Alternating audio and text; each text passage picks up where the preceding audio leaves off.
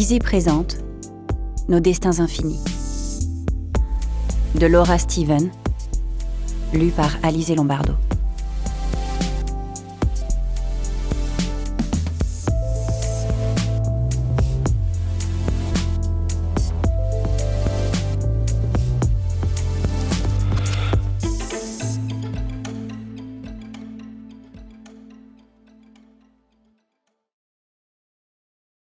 À Blair, la lumière de ma vie.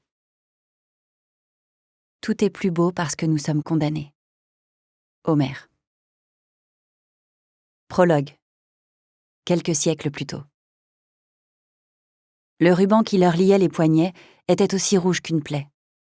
C'était la fin de Solmanudur, le jour parfait pour un mariage.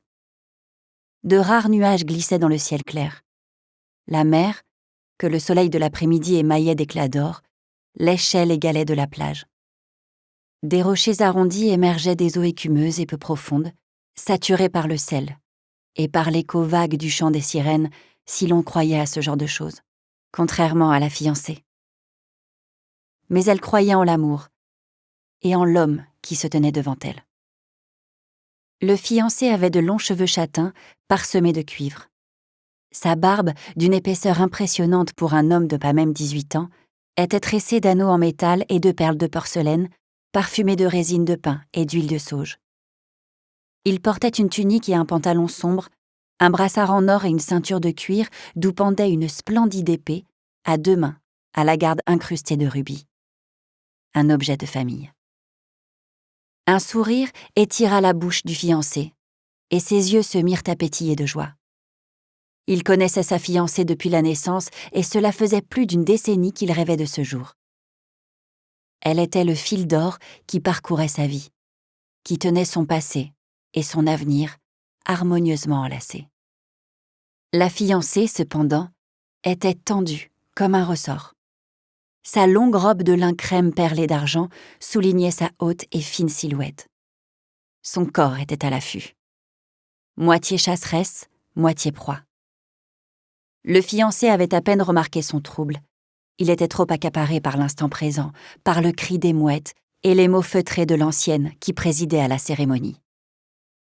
Tandis qu'on prononçait les formules consacrées, leurs mains restèrent jointes.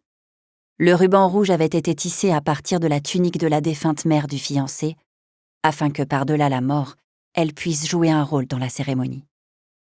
D'ailleurs, le fiancé ressentait sa présence, à la fois comme un brouillard spectral à quelque distance et dans la solidité rassurante du ruban.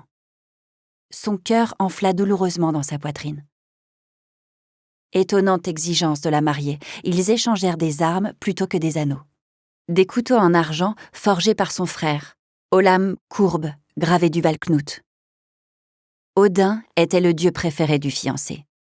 Il se sentait inexplicablement attiré par l'entremêlement du passé, du présent et de l'avenir, par la boucle perpétuelle de la vie, de la mort et de la renaissance. L'ancienne flétrie encouragea le fiancé à prononcer ses vœux. Sous la lumière du soleil et le pouvoir des dieux, dit-il, la gorge nouée par l'émotion, je jure de t'aimer et de t'honorer tout au long de notre vie. Il tira son épée et posa un instant la garde ornementée sur l'épaule de sa promise. L'ancienne hocha la tête, solennelle, presque funeste. Je crois savoir que la fiancée a écrit ses propres vœux. Une expression étrange passa fugacement sur son visage âgé. Du mépris? La fiancée frissonna. Elle avait froid depuis qu'elle s'était purifiée dans les sources chaudes la veille, et la sévérité de l'ancienne la déconcertait. La brise se leva.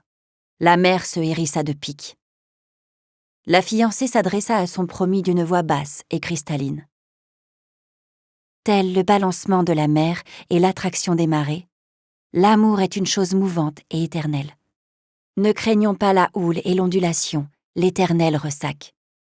Chaque fois que nos âmes se rencontrent, immergeons nos corps dans le froid bleuté et laissons les vagues nous recréer.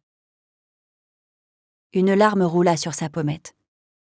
Je t'aime, je t'ai aimé, je t'aimerai.